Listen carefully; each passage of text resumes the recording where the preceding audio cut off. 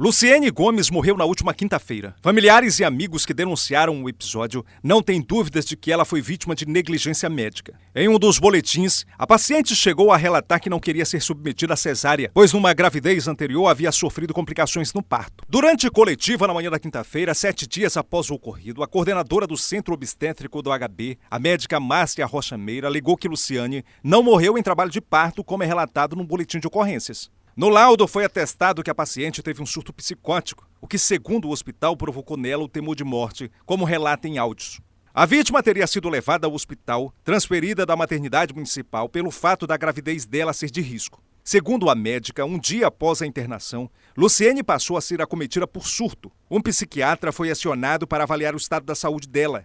Quando ela estava em surto, existe então a fantasia do surto, né? Ela dizia que queria matar, iam matá-la, né?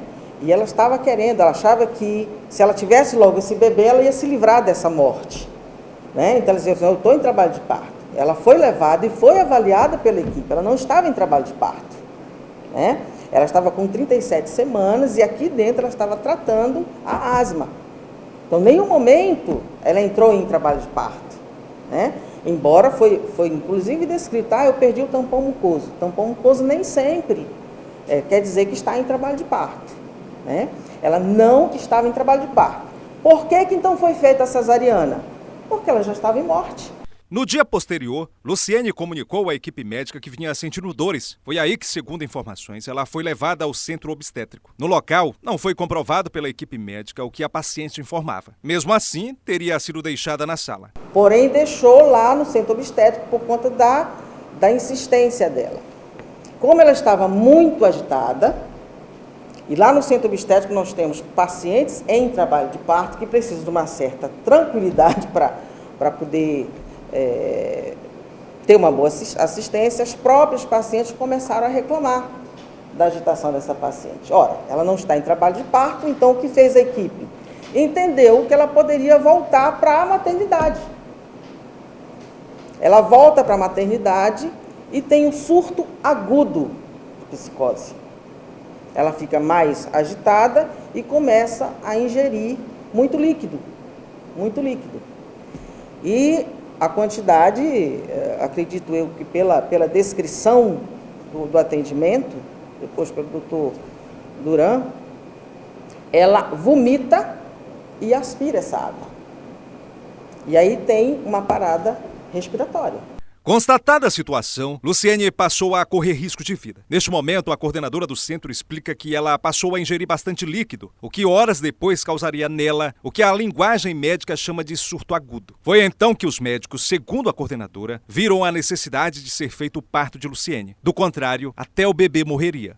Mediante uma situação em que tem uma parada respiratória, o nosso hospital ele tem condições de dar toda a atenção, tanto que naquele momento tinha um médico lá na maternidade. Ele fez os primeiros socorros e imediatamente levou ao centro obstétrico. O tempo que nós temos entre uma parada cardiorrespiratória para salvar uma criança, depois dessa parada cardiorrespiratória, é em torno de 5 a 7 minutos. E quando existe uma parada cardiorrespiratória, normalmente, mesmo os serviços que têm um serviço ágil, a cada 10, uma só escapa. E a equipe conseguiu salvar essa criança. Para a médica, a acusação de negligência à equipe que atendeu a vítima está sendo apurada. Quanto ao acompanhante que teria sido barrado na portaria, como descreve o boletim, a coordenadora discorda da acusação. Não, isso não condiz, pelo contrário.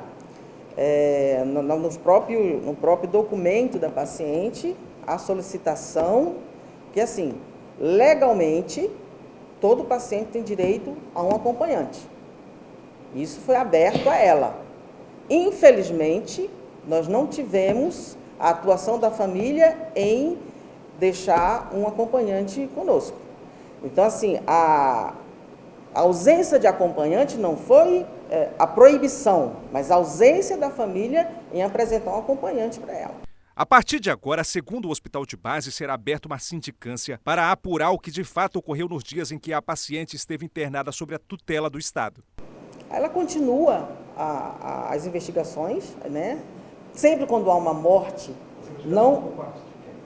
para a parte dos gestores, o meu setor também faz a sindicância, porque uma morte